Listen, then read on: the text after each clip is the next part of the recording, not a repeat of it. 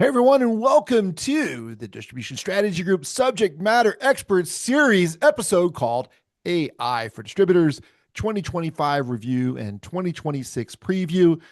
My name is Ian Heller. I'll be your co-host today, along with my business partners, Jonathan Bine, PhD. Jonathan's got a PhD in computer science in AI. And then Brian Hopkins, who's our chief operations officer, who's a world-class LLM expert. So you've got two really impressive and helpful subject matter experts at AI, and then I will be the eye candy. As you can imagine, As always. they're much better at their roles than I am at mine. But hey, I'm all we've got. How you guys doing today? I'm Ian, doing good, my friend. you look great. So you're gonna do great as eye candy, Ian. you're so kind, and you need glasses. Okay, all Yeah. right. So let's jump in. We've got a great show today. I'm really excited to join you guys for this conversation about what happened in AI in 2025, and then what you guys think is coming up in 2026. But before we get started, we got to pay some bills. So let's start by talking about our own software suite that we developed, that Jonathan developed, called Distributor. Oh wait, no. Before we do that, I got to talk about our event. What am I thinking? Okay, we've got an event coming up. You can't miss this, right? This is Applied AI for Distributors 2026. This is the fourth one we've done. And we've already got three great speakers lined up. So Stu Tisdale, who's the Chief Experience Officer at ADI Global, Dwayne Roberts, who's the President of Summit Electric Supply, and Alex Chalsofsky, who is just this incredibly interesting economist, is going to talk about what's going on with AI and how it's going to affect the economy. We got a couple of workshops you can sign up for.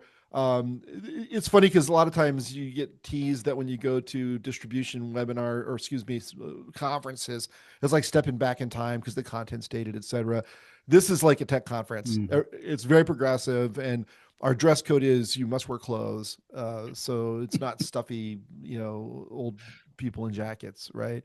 Not speaking for myself, of course. Yeah. But we hope to see you there. Go to appliedai4distributors.com, scan the QR code there. This thing's going to sell out. We are at the limits of Mhm. the facility. We'd already signed up for 2026 when we maxed out 2025. So sign up early if you want to get in. And there are group discounts. They're very significant. So hope to see you there. Now, Jonathan, why don't you talk about our software? You bet. So we've got three very analytically driven software offerings. The first is called Customer Experience RX, and it's using surveys as a means for getting actionable insights that actually create happier customers and more satisfied customers. So it's all about delivering the insights that allow you to create a better customer experience. In a related vein, looking internally, we've got a product called Employee Experience RX, where we're gathering feedback from employee engagement surveys to make sure that you can maintain the culture that you want, attract and retain top talent, just make it a great place to work. So it's about, again, getting to those actionable insights. And then finally, we have a third offering, Demand RX. Imagine what you'd do if you had a very good understanding of how your customers were spending in total and by product category. You would use that to drive a different dialogue. You'd focus on where the gaps are of what you're not getting by understanding the potential. DemandRx fulfills exactly that role. It allows you to see where you could be getting more from existing customers, but also finding the very best prospects using an ideal customer profile. Go to distributionstrategy.com/software. We'd be happy to speak with you about any of these offerings. Yeah, so going on with the RX theme, you can get an MRI on your business from your customer's perspective. You can get an MRI on your business from your employee's perspective, or you can get Mhm. an MRI on the spending patterns of your customers and prospects. What could be better than that, right? You want to know what's going on, get the diagnostic work. Awesome. Thank you, Jonathan. Now let's welcome in a good friend of Distribution Strategy Group, Sandy Leon with Epicor. Sandy, thank you for sponsoring the show. And how are you today? I am good, but I've been clicking away on my video and it's not, oh, there we go. There we go. There you Yeah, are. I'm great.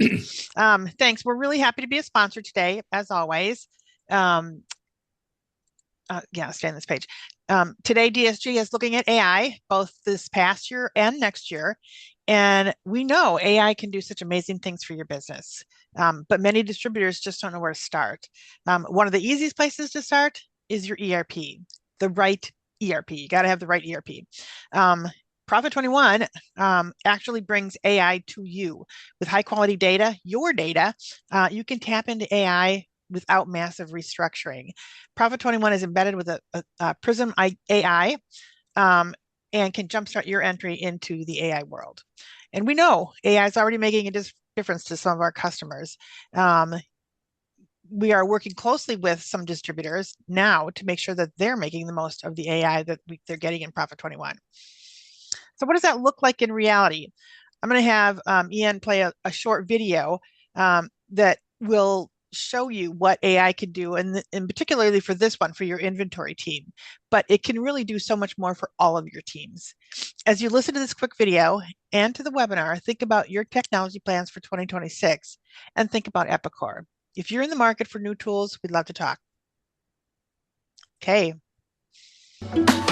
Epicor Prism embedded into Profit 21 brings AI to your inventory team. Your warehouse manager might ask, how is usage trending for this item? Prism responds, go deeper. Are these items with terms due still on back order?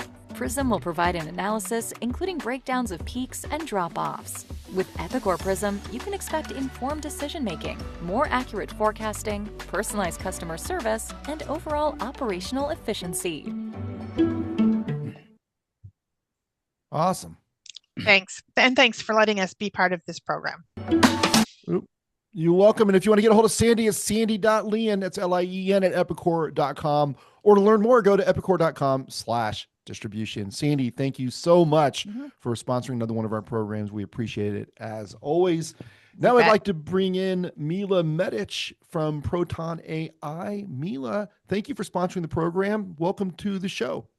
Thank you. Thank you for having us on. Like Ian said, I'm Mila Medic, the product marketing manager at Proton AI. And for those of you guys who don't know us, Proton is a platform Proton is a platform built to help distributors grow faster by unifying CRM, PIM, and e-commerce recommendations into one system. Next slide.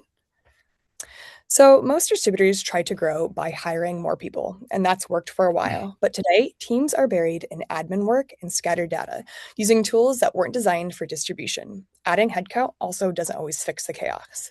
Our founder grew up in a fourth-generation distribution family and saw the same challenges firsthand. Tons of data, no software built for this business model, and meanwhile, other industries were using AI to grow sales while distribution was left behind. He created Proton to close that gap. Next slide. Our focus is simple. Help distributors grow with AI built specifically for them. And as you can see on the slide, the results speak for themselves. Faster ramp times, catching at-risk customers earlier, and reps growing faster the more they use Proton. If you want to see how other distributors are doing this and get ideas for your own AI projects, you can learn more by visiting our website at proton.ai. Before I hand it back, before I hand it back, we've got something for you to try today. Scan the QR code on the screen to use our free product page grader. Enter any product page URL from your e-commerce site, and it'll show you exactly what to improve by comparing it to top e-commerce leaders like Grainger. You can also find it on our PIM page at proton.ai/PIM. And with that, I'll pass it back to you, Ian. Awesome. Thank you, Mila. Great. It's great to have you here. Thank you, Sandy and Mila. Thank you, Epicor and Proton AI. I mean, these are really must consider technologies for distributors, right? I mean, if you're getting a new ERP, Epicor's got to be on the consideration set.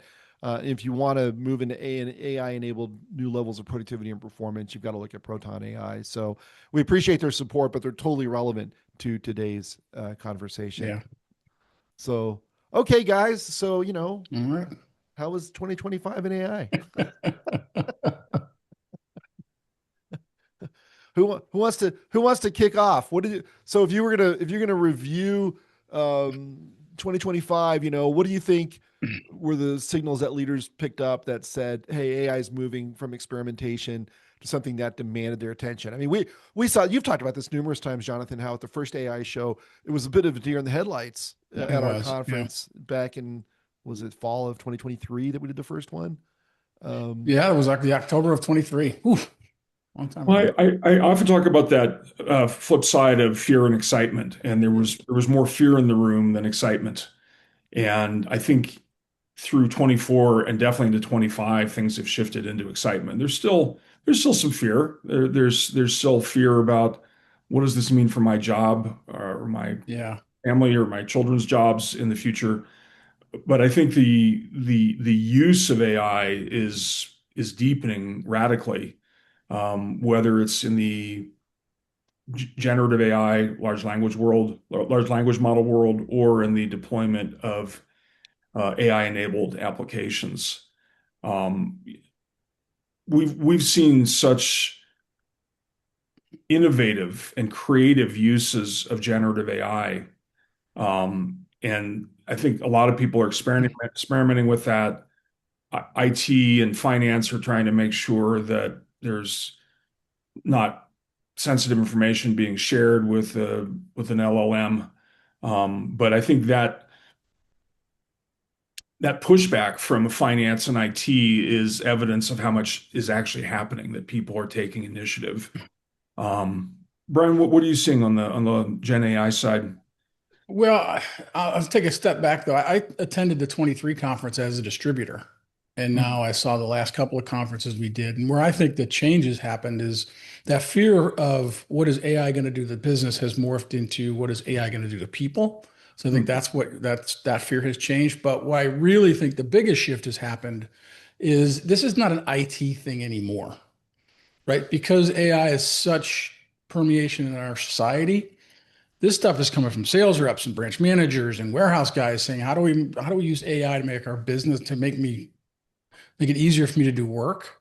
So I think that push from the field is really different than other technologies that have been part of that says we're going to put in a new X and you're going to operate within it. So I think that big change has happened, where it's no longer just an IT thing, it's the business asking for it. So some of us may recall the statement, marketing is too important to be left to the marketing department. Yes. And then there's a similar thing for AI, which is AI is too important to Yeah. be left just to the IT. Clearly, IT is playing an essential role. But I think you're right. This departmental flavor, where it's being driven by the department, is a notable progression over the last couple of years. And that's Yeah. a And that's what's, an opportunity and a risk, right? I mean, on the one yeah. hand, you've got people who aren't in IT, and I mean, like Brian, you've never been officially in the IT department, right? Never. I And bothered the hell out of them over the course of my years, but never been right, part of the group. yeah, right. And now with LLMs, I mean, you are truly a master at using LLMs, and you know the differences between them and when to use which one, and you write software with them. So if you have a bunch of people like that in your organization, they can come up with things that you would have tried to bug your IT department to create in the past. They wouldn't have had the resources to do, right? Yeah, I think because people are understanding how to use the LLMs now, right, on a personal level, whether they're using them in their personal life or whether they're trying to use it in their day-to-day job, they start to see the power of using AI. So all of a Right. sudden they translate that to, boy, if we did this in our company, we would be great at X. Yeah. So the ideas start flowing because the people doing the work know most about the work and where the pain points are. Do you want to? I know you've got some prepared material to talk about with LLMs, right, Brian? Do you want to give us an overview of your thinking and Yeah, maybe this is kind yeah of a good time, as good as time as any, right? So yeah I guess the big shift in 20, we're talking about 2025, and what really has shifted over time is what these LLMs are and what they do, right? Because up until really 4 or 5 months ago, they were interesting and people were playing with them and they were using them for, crazy party tricks or asking it questions. But what really started to shift is from that idea of, hey, have you tried AI yet? Have you used ChatGPT, to how can I actually use it to change my work? right And what I really think is that the models are becoming so much better that people can start using it in a more meaningful way in what they do. And I'll show you an example here in a minute, but um, the bigger picture here, though, is the earlier versions were really good at, hey, give me a summary, help me brainstorm, kind of useful, but somewhat limited. now each one of these has started to add this, what they call multimodal capability, right? It can see text, it can see data, it can see images. So all of a sudden, all of that starts to create a way for people to use these models maybe differently than they may have thought about in the past. And I'll show, like I said, I'll show you an example, but really the four, there's a ton of them out there. There's probably 40 if you had to count them all. But the four that everybody hears about and everybody talks about, certainly ChatGPT, which is kind of the pioneer. In my opinion, it's an absolute workhorse for a lot of different things. It's very versatile at being a very good generalist across a lot of different areas. So whether you ask it to look at a summary of an Excel document or create a response for me, those kind of things, it's really, really good at that. And one pro tip, and it gets really awkward doing this for the first time, but it works really well, is they have a voice mode if you haven't tried it yet. And do yourself a favor and use the voice mode on something you don't understand or you're trying to learn. And you can have a literal conversation with it back and forth. And it's like I said, it's really awkward the first time you do it, but I do it almost every day. Yeah. Right. Because you have a conversation and that's the way I learn things better. So it's a really cool capability that helps you learn things and interact with it versus typing, because that gets kind of old. Yeah. You used to have to climb a mountain in the Himalayas to find a guru to ask the open questions to. Now it's in your pocket. You just have to tell it not to be so nice to you all the time, because it will do that for you. The other big one is Claude, and we use that internally here at DSG, and it's very good at writing. It's very good at what they call projects and skills. So it does a very good job of being able to take a specific group of content, put it in a way you can use it. So if you have a project on your sales process, you can ask it questions and it will give you answers on your sales process. It won't go search the Ethernet for information on sales process. So it's very good at keeping project related text and context in there. The one that's going faster and furious is Gemini. And if you're not keeping up with this, Gemini is got the resources of Google clearly, and they have gotten the word that they're going after ChatGPT. And to the point where Sam Altman, I think 2 weeks ago, called the code red on any new things that they were putting together, because they said Gemini is coming and we need to focus on our next model and get it out and get it up and running.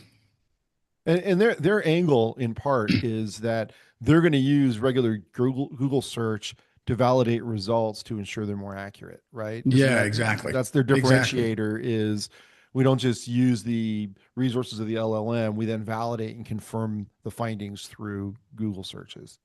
Yeah, that's a good point. And it just added a ton of different ways to interact with it, whether it's through the Google environment, whether it's images or text-based or any really document you have, you can interact with it, which is a huge step forward.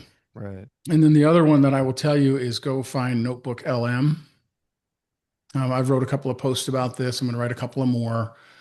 It's a great way to use a free tool through Google to load up information in it and teach you in a way that that works for you. It'll create, you can take a 50-page paper, upload it there, and it will convert it into a 6-minute podcast and a video and a blog and things that help you learn that context. So it's very, very good at that.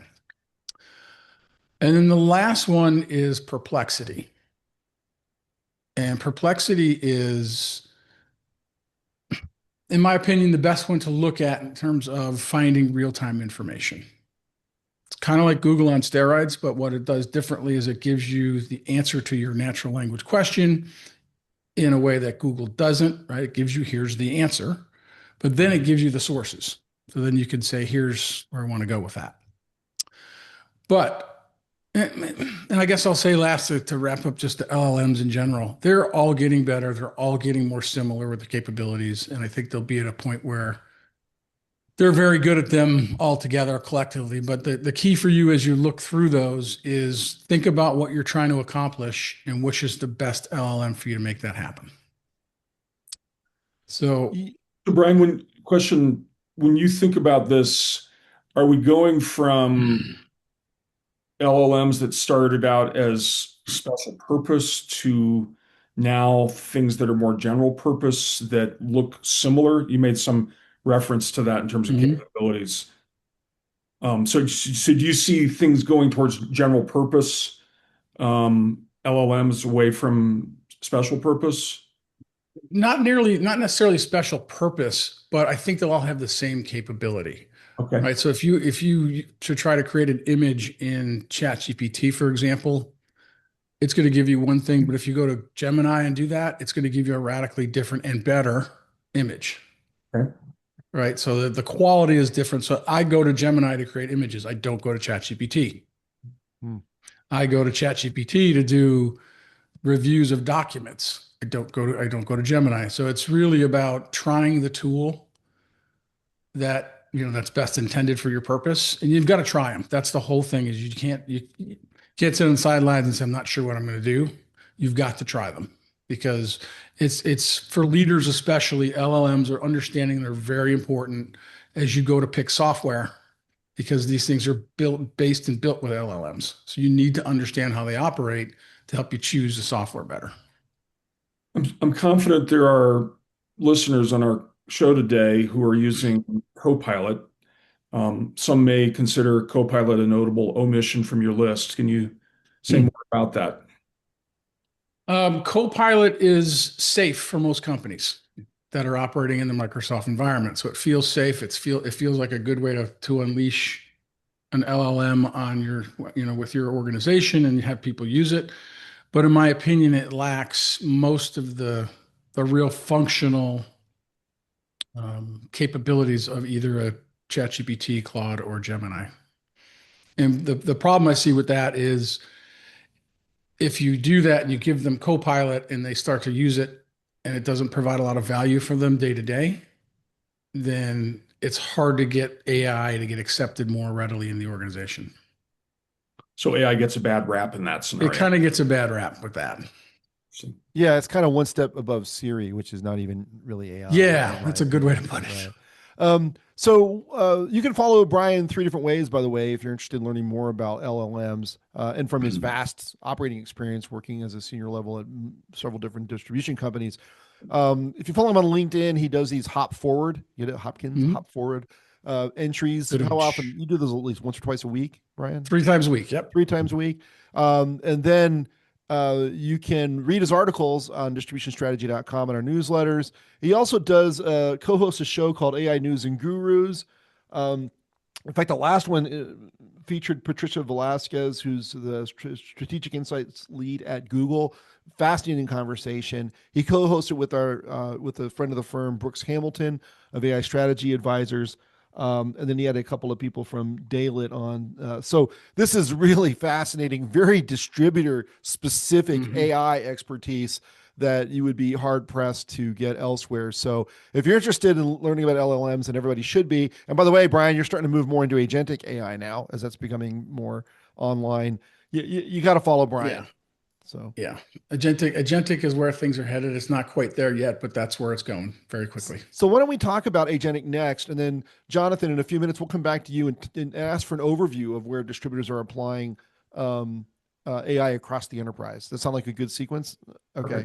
Mhm. So agentic. Who wants to? Well, Jonathan, you're the academic here, or the most academically qualified. Why don't you define agentic AI in practical terms?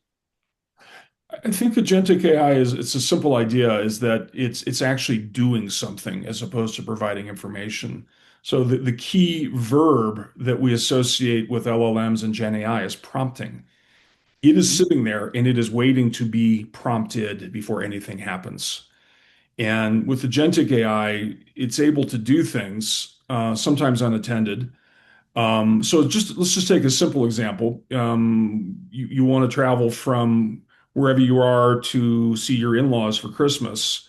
There's an agenda for that trip that involves transportation to the airport, a flight, transportation from the airport to the next place could be a rental car, perhaps lodging. Maybe there's too many people.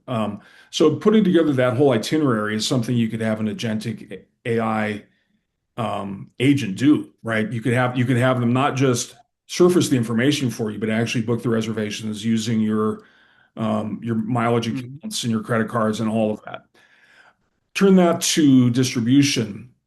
There's all kinds of things that agentic AI can be doing that has that flavor. Perhaps one of the most natural places to think about is in the area of customer service, where customer service reps do a lot of different things. And we see that by 2028, agentic AI will be handling the vast majority of those things. And by 2030, it'll be able to handle all of those things. Yeah. So do you believe, I think this is true, but I'm curious was what you two believe. Right now, none of us want to talk to a software agent, right? I mean, if you call in for customer service and you get a robot that answers, you're like, okay, how do I get to a human being, right? I predict in 5 years or maybe 10, that'll flip and you're going to prefer to talk to the software agent because they'll know everything and they don't have to look anything up. It's immediately at their fingertips. They understand all the possibilities and it'll actually be better to interact with the software agent than with a human being. Do you think that's possible? Yeah. I think it's absolutely possible. And I think 5 years is probably more on than 10. Okay. Joe, because I believe people are using them now and they're getting more used to that. Yeah. That interaction. And to your point about the data being better, even if you don't talk to an agent itself, right? You can have an AI agent in your business that serves up all of that data to a human being. Yeah. That they never had before, right? It pulls in the AP information, pulls in the inventory, pulls in shipping delays. And all of a sudden you say, here's a script for you to say. So you have an AI agent running in the background, but the human still is giving you the information. So I think that'll happen more over the next couple of years. And then within 5 years, people will be okay with just the agent acting on his behalf. I think it's highly likely the lines will cross, that your customer experience with agentic may exceed your customer experience with human. That being said, Ian, the way you started out, you would still want to be able to have access to a human being. Right. So you and I have done focus groups on this type of an idea. It seems like so many companies today with customer service have new ways to prevent you from speaking to a human. Right. It's like an arms race. You used to, on the phone, you used to press 0 a billion times until a human came on. I mean, they've got a shield against that. But so this ability to get through to a human will still be important. And in our counsel to distributors, when Brian and I do AI workshops for distributors who want to create a strategy and a roadmap and a plan, we've talked about agentic. I keep coming back to customer service because it's such a rich example. We've talked about agentic being applied to, let's say, the house accounts in your customer base, and then humans are available for maybe your proactive, your mid-size accounts, and then definitely for your large accounts.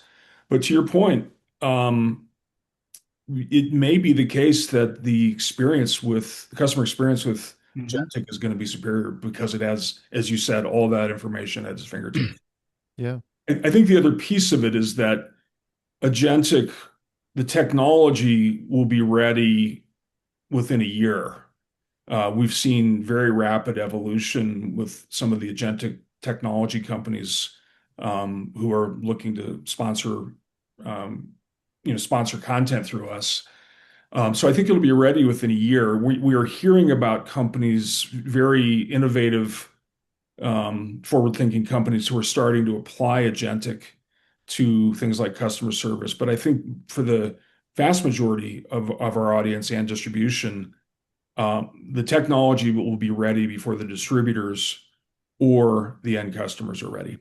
Interesting. Okay, so the technology will work, but the level of adoption or acceptance won't be there for a while. Yeah, it's going to follow a traditional technology adoption lifecycle curve of innovator, early adopter, early majority, that type of thing. And so we're starting to see some who are in that innovator cycle, innovator part of the cycle, adopting. So I get it. I mean, they've got those brand new AI enabled fax machines, and I'm not ready to buy one. I need support on my AI enabled abacus. I got a real grief with the provider on that one, but I hear you. Yeah. Hey, so Brian, we have a question. I think it's directed at you from our good friend Mike. And by the way, your questions are welcome on the show. Thank you, Mike. Can Brian or someone speak to the state of MCP server infrastructure and security? Awesome. Yeah, the structure itself, think about it. Think about it with a mindset of going to a shopping mall. And you show up at the shopping mall and you see all the list of the stores you can go into, and you see all these different stores and what they do and how they do it. And you you go to that store and it has all the right information. So the MCT, it's a protocol really, but what it allows you to do is connect varying systems to one mode. And in distributor fashion, think about it in you've got a bot that says, I need to get 5 of these items to Chicago by Monday. Now, in the world we live in today, a CSR goes into 6 different systems to figure all that out. In the world in which MCP is involved, the MCP protocol goes into all of those systems and brings back the answer to the CSR and says, here are the things you can do, here's when they can ship, and here's what the costs are going to be, and brings all that information in one. It's alive today, but it's not enterprise ready. That's at least my understanding. I'm not a security guy. I'm not an IT guy, but from what I understand, the infrastructure is really maturing, and it is, but it's accelerating because Sorry, go ahead. No. Well, I've heard it called the sort of the USB-C of AI, right? So you know how USB-C there's a universal connector now rather than having a it's a good way to put it. right? But MCP is a way for these different applications to connect each other in a standardized way to speed up the interconnectivity and the data sharing. Is that fair? That's a very fair way to put it. Okay, good, because I just got that from Gemini while you were talking. That's great. But I'm sure there's a lot of security concerns around from the IT people in the world because what it's able to do. Right. Cool. Awesome. Great question. Okay, good. So it's developing. Looks like it could become the standard, but it's not there yet, even though it's becoming an increasingly widespread use. Fair enough. Correct. I would agree with that. Great. Okay. Oh, and so Jim wants to know on the same theme: does MCP take the place of APIs in a way that is less technical, so there's a lower barrier of entry? That would be a big yes. That would be a big yes. Okay. Got it. Yeah, I would have no idea about the answers to these questions. So that's why you guys are here. All right, cool. Awesome. Okay, so before we get to 2026 and looking forward more, Jonathan, how do you feel about walking us through sort of where you see being AI applied to distributors from, the customer point of contact through co-ops, rebates, and payments, and everything in between? Yeah, I think a lot of what we've seen up through the end of this year has really shown up more on the customer-facing side of the distribution business than in other parts of the business, or if you want to call it front office versus middle office versus back office. Specifically, we've seen a lot of on the sales side of things. One of the sponsors of the show, Proton AI, has done big work in helping distributors cross-sell, get reorders. And we'll talk a little bit more about that. So we've seen that led by companies like Proton, who are injecting AI into a CRM, actually getting better productivity as well. We're starting to see a lot in the marketing space of where AI is playing a role in terms of creating various kinds of content, whether it's content that's going to a customer, whether it's product data. And we're starting to see both efficiencies and effectiveness from that. The AI-based cross-selling functionality, the kind of things that Proton does, have been in the digital world for a while. So you log onto a website and it's suggesting something you might want to buy because you bought another thing, or suggesting that it's time to purchase something again that you had bought previously. By the way, I'm noticing reorder as an explicit thing that I'm getting from Amazon, that it might be time to reorder. I'm getting emails to that effect. I had never seen that. But so that all of that smart functionality has made its way into the website and the digital world. Customer service, we'll talk more about this, but the whole world of service order automation or quote slash order automation is getting rapid traction.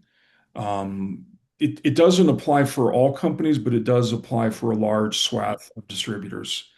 You need to be getting orders that come in by email and come in via different formats. And these quote and order automation things are providing really material efficiency gain for the customer service world, but also in some businesses, the fastest quote turnaround is more likely to win the deal.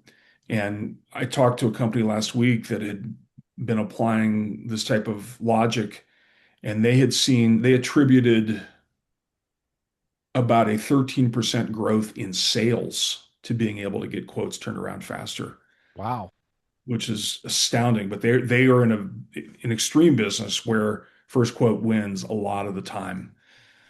So all of those again have that sort of customer facing flavor. There's also work going on in the rebates world. There's work going on in the finance world, the whole order to cash, procure to pay. And the way I describe a lot of the places where AI is getting success right now is that there is a flavor of I'm matching something and I'm reconciling something. So here's an example in the order automation. Somebody says, I want a big can of PVC glue. Well, notably, when I say that, there's not a manufacturer in that statement. There's not a part number in that statement. Somehow that There's not even a quantity. there's not Big even a is not quantity. not a unit. There's no unit of measure. A There's no big unit of can. measure. Yeah, there you go. There's not a unit of measure, right? Right. So this idea of somehow matching that to something that corresponds to a SKU and reconciling that. The idea of matching an invoice to um, a bill or a payment to an invoice, matching a payment to an invoice, matching purchases to the rebate policy. There's a whole set of these things where it's matching and reconciliation, and it has a tedious, busy work flavor for the distributor employee who's doing it. So we've heard this idea of freeing up for higher level function, and these matching and reconciliation type applications all have that flavor of freeing people up for higher level function. Yeah. And even niche areas like returns, right? So, Right. so you got companies that do rebate management and AR credit scoring, AR management. I mean, all that back office stuff. I mean, I think it's kind of started a lot with CRMs and marketing automation, but now it's pervasive. It's across the enterprise. And Yeah, and we'll talk maybe in the next segment about some of these things about where it's going because there's I right, think you alluded to one that we've seen recently that's very powerful, and yeah, there's some other things. But in this matching and reconciliation, kind of in contrast to the agentic world, right, the matching and reconciliation field frees people up for higher level function. Agentic may be putting some people out of work. yeah, yeah. Interesting. Hey, I want to go back for a minute because it turns out the QR code that we got from Proton didn't work, so they have sent us a corrected one. And a couple of people on the call pointed this out. So thank you so much. If you want to get your free product data grade, use this URL or this QR code, excuse me, or the URL. So you can take a snapshot of that now, and that'll take you to a page where you put in your email address and the product page you want evaluated, and it'll send you the free score. So I just want to make sure you guys had the up-to-date corrected information, and please keep the questions coming. We do have a question from our good friend Nick Pericles. Nick, great to hear from you as always. Curious how you guys are seeing executives adopting AI as a strategy partner in their day-to-day, or is it being more used at a functional level in the organization and execs are hands off? So for the people who are setting strategy, right? So this is the CEO, CFO, maybe the chief strategy officer, somebody like that, and other people involved in strategy. How do you see people using AI to formulate and manage strategy? I have some thoughts, but you guys can go first if you'd like. Yeah, I think for now, right now, I wrote an article about this the other day. I think for now, it's add AI into an existing business process and make it better or faster. Right. I don't see yet where they're saying we are going to revamp customer experience because this is what we want to provide, and AI is going to be part of that strategy. I don't see any of that yet. I have seen prior to AI various software to support strategic thinking, strategic processes. So, for example, you want to build out the Michael Porter five forces strategy. So somebody creates software to do the value chain and the five forces strategy, and it's more of a documentation repository type flavor. I'm not aware of AI that is being used significantly for strategy right now. But Ian, please weigh in. Well, with the caveat that you need to turn off what's that function that prevents the data from going back into the LLM, Yeah. Brian? I can't remember what Yeah, it's there's a called. setting in there to turn it off. You're not sharing your data to Right. help them train the model. Right. Yeah, by the So way, make sure everybody you have that off if yeah. you don't want to share your information with the model. Yeah, right. With the caveat that you need to make sure you have that on. I have, in some of our strategy work, bounced up some of my conclusions and some of my data against ChatGPT and asked for it to weigh in. And I feel like I'm getting like high level consulting answers in some cases. I also get some stuff that's not useful, but on the margin, I think it's been very helpful, and it's provided some insights that surprised me with their quality and cleverness, I guess. I would agree with that, Ian. I mean, I've done some of this with you where we've asked it a question and the quality of thought in the answer is staggering at a Yeah. certain level. Yeah.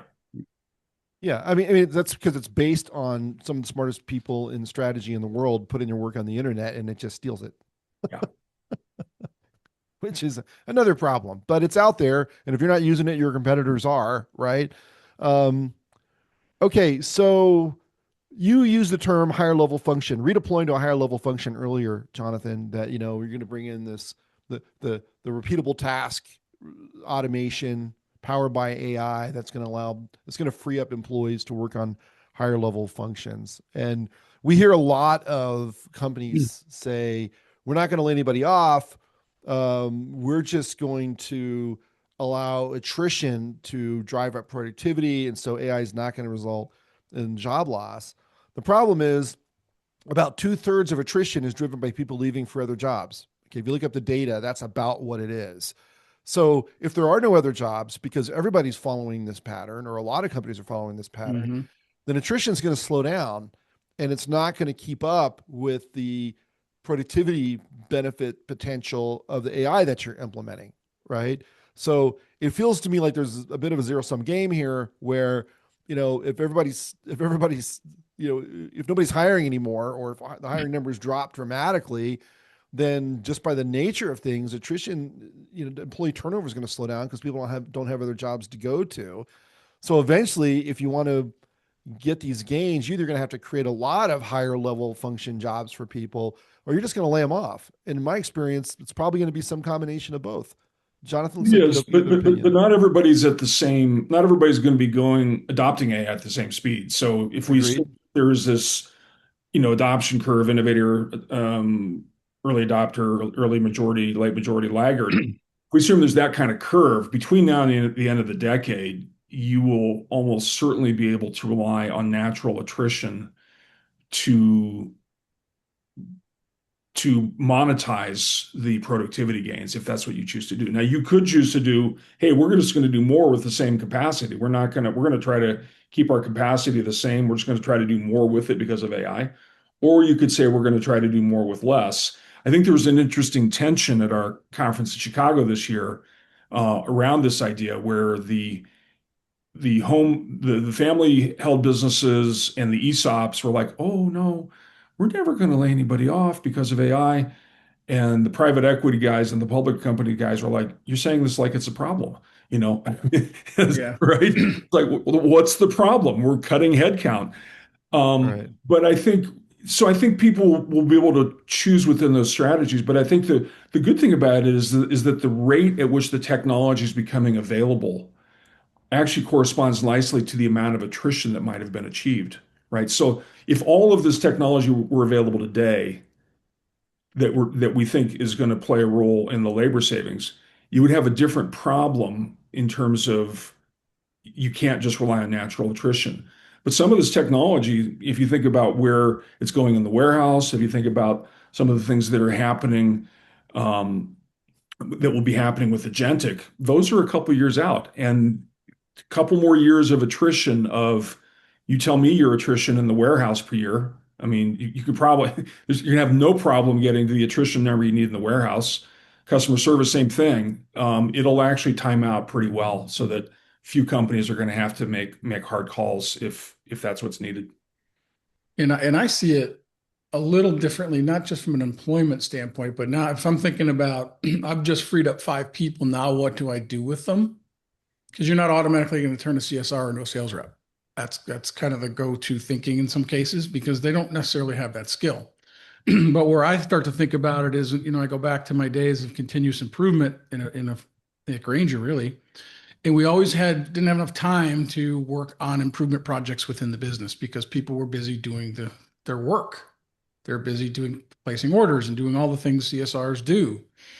Well, if a big part of that time is not taken out, I could spend more time with these people who know the business the best, improving our business, making the process changes we need to make, thinking about how do we serve customers better versus I need to put these 50 orders in.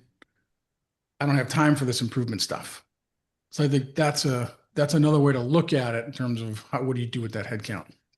But again, if you look at it may be 5%, but what are you going to do with 75% of your CSRs, right? Or 75% of your warehouse workers, right? So I think that really is the higher level function idea where you're freeing those people up to go do things, but you can't do that with 75% of the department. No, you're eventually going to run out of that, but in the short term, yeah. But you have to reskill people too, right? Because you're going to be moving from you're really good at placing these orders to you're really good at understanding the exceptions and figuring out how to get them through the system because the AI has produced the majority of them. So there's a reskilling piece of that has to exist too. Yeah, I mean, people are only fungible to a certain degree, right? So that warehouse worker probably is not going to move into your accounting department. I mean, maybe they can learn to work receivables at some point in time, right? But most people who are in, one function, there's a reason they're in there. It's where their talent lies. And so they can move into some other functions, but not all. So I think the transportability of this headcount is an open question to me. Now, I do agree that people will be able to grow sales. And so I want to give 2 shout outs to our sponsors. First with Epicor. Do you guys remember a couple of years ago, we had Alex Moazed on a panel at one of our AI events, Alex with Applico, really smart guy. And he predicted that most small distributors are going to get their AI primarily, not exclusively, primarily out of their ERPs. And what did we hear Sandy Leon at Epicor just say? That, they've got a bunch of AI loaded into Profit 21. And so without becoming an AI expert, if you upgrade your ERP to an AI-enabled ERP, you get a lot of that benefit automatically, right? Or with relatively low adoption beyond learning how to use the ERP. And then with Proton, I know they gave us this case study about Aquifer, and so that's a Canadian HVAC and plumbing distributor. They've got a couple hundred employees. They didn't have a CRM. And so their reps were tracking calls and sticky notes and spreadsheets. So follow-up, obviously, in that environment is not going to be great. Reporting was manual, which probably means a lot of times it didn't happen. I don't really know. And then they put in this AI-enabled CRM that Proton's got, and they probably use some other Proton tools. I'm not sure. But their monthly revenue grew 34%, which is astonishing. Average order value went way up. And they're contacting every customer at least once every 6 weeks. So they're not slipping between the cracks. And so, and this was Proton CRM. So and the way they got there, what closed that gap or what created that delta in performance was that they can use voice to text or even upload pictures of handwritten notes. It's huge. Right. Yeah. And so they're not like at the screen typing slowly like most people do. They can analyze customer buying patterns and make personalized product recommendations. They can surface underspending accounts, which we know a lot about from our work, Jonathan, that there's a bunch of them out there, but you need a way to identify them. And then it's got automated reorder prompts, and they can actually prep for customer calls in minutes right before they walk in or the night before or first thing in the morning. So this is a great example. And I think what's interesting about this example is they went from no CRM Mhm. to an AI enabled CRM. So they missed all the pain of typing call notes in for 2 hours at the end of the day. I wouldn't say I missed it, Bob. Oh, Uh, yeah. Making a reference to the movie The Office, but um, you know it is interesting that you can go from that environment where you had no technology, and then you put in an AI enabled ERP, or you Yeah. put in this Proton tool, and suddenly you're getting the benefits of AI. So they probably leapfrogged a bunch of their competitors, and I think that kind of we haven't had technologies in the past that allowed you to do that very often, right? Yeah, and that's to me, that's the power of all these tools, right? There, in this case, they said you need to reorder. They're nudging, you need to reorder this or you need to call this customer, but it's insight and information that AI in general provides people that they've Yeah. never seen before. And that's the one of the hardest things I see is people trying to adopt AI is the AI might give you better information than your experience is giving you. So you Yeah. have to suspend that belief that the AI might just be smarter in this case. So listen. Yeah, and this is kind of fun. Crystal from just jumped in from offline to say just wanted to put his shout out in here from Aquifer. Nice to see Proton featuring our work. So that's nice to get that validation. Thank you, Crystal. That's great. We presume this is approved by Aquifer Crystal. Yeah, So, I but I guess what I gets guess you, now we don't have to doubt about that, right? yeah. I think what's compelling, about what Epicor is doing, just the inventory management, that is one that plays heavily into the rev Hmm. gen side of things, um, and also reducing the cost of the amount of working capital that's required, and improving the customer experience. And this is an area where it's going to be tough to do on your own. You might be tempted to try to build some AI things on your own, but this piece from the Prism from Epicor is really, really substantial AI technology, and can really make a big difference in the bottom and the top line of distributors. In the case of Proton, it's really a case of greater effectiveness, meaning we're able to sell more, but then greater efficiency, then leading to greater effectiveness because I'm able to sell more. I've got more time to sell more. And that's a huge upward spiral, that 34% increase. Yeah. And that's why I think all of the stuff in 2025 was focused around customer experience and sales because if it's providing people more information than they had before, and it's leading to those greater insights and better sales and better experience. And I think that next evolution becomes how do I use AI in business parts of the business that are more difficult, like inventory and like pricing and those kind of things that take more discipline around it. Yeah, and continuing that inward shift, warehouse. Yeah. A lot of the AI, a lot of the just distributor understanding about, robotic technology, I think is a little bit outdated. I think the Hmm. economics of it are much more compelling than they were 3 or 4 years ago. So warehouse would be one, the inventory management.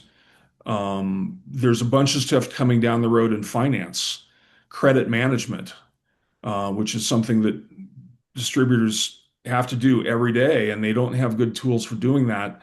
The profit improvement from better credit management is substantial. And having really rich, models of how much credit to extend to a customer, can be done in a policy-based way, a strategic way that's actually going to increase more revenue. So, All right, guys, we're almost out of time, Exciting. so want to wrap up here strong. You got 90 seconds each to tell me what's coming in 2026 that we haven't discussed yet. Who wants to go first? You can't both go first. Go ahead, Jonathan. Like I said, I think it's that shift into internal facing functions. It's agentic AI over the next 12 to 18 months. It's further getting deployment from AI enabled applications. So what started out 3 years ago was we heard about Chat GPT. Everybody's trying Chat GPT or similar. But really, as much or more of the value is in the AI-enabled applications. So we see distributors deploying those with more frequency and more confidence based on success from other customers with the same application in the last couple of years. Brian. Yeah, I'd say we've obviously gone past the theoretical version of AI and are really getting into how do I use this to make the business better. Don't worry about your data. You're going to have applications that are better with not great data, and you're going to have ones that need really good data. But don't let that stop you from starting. So I think that's going to change very quickly. And then the last thing I'll say is you can't put AI on top of a bad process. So as you think about 2026, think about your process design, think about what your outcome is, what the value you bring in, and use AI to help build that. Don't just put it on top of old clunky processes because you'll just make a bad process faster. Awesome. So here's mine. I've heard two economists. One was Alex Chasovsky, who did geopolitics and economics on our channel here not long ago. Fantastic webinar. Then I saw Chris Kuhl speak at a conference at the AIM-R conference in Scottsdale. Both of them said that most of the increase in pricing from tariffs has not made it through to pricing yet because importers are absorbing a lot of it, manufacturers are absorbing a lot of it, but they predict that that's going to start driving up more inflation in the first part of the year. I think if that happens, I don't know, they're experts, I'm not. If that happens, I think you will see more aggressive adoption of AI and a notable lowering of hiring among distributors. So I think you'll see accelerated adoption of AI if they face that kind of margin pressure. That's my prediction. So I guess we'll see what happens with inflation and what the offset will be in terms of productivity applications that are AI enabled. Okay, a couple upcoming programs. I mentioned this one earlier, but Brian and Brooks Hamilton are hosting the next AI News and Gurus, the show for intelligent distributors. That's January 6th at noon Eastern, 9 a.m. Pacific time. Go to distributionstrategy.com to register. And then Jonathan and I will be back on Wholesale Change with our friend Matthew James, who's the CEO of Purity Life. It's an amazing success story of how they became the largest full-service natural and organics products distributor in Canada.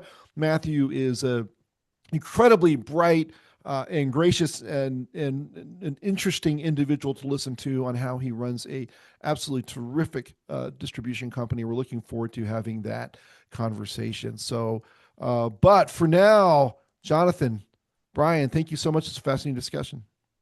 Thank you. Good to see you guys. We wish everybody a Merry Christmas, a Happy Hanukkah, and Happy Kwanzaa, if that's appropriate. Happy holidays to everybody. Absolutely. And we'll see you next year. See you in 2026. Thanks for joining us today. All right. Bye now. Bye.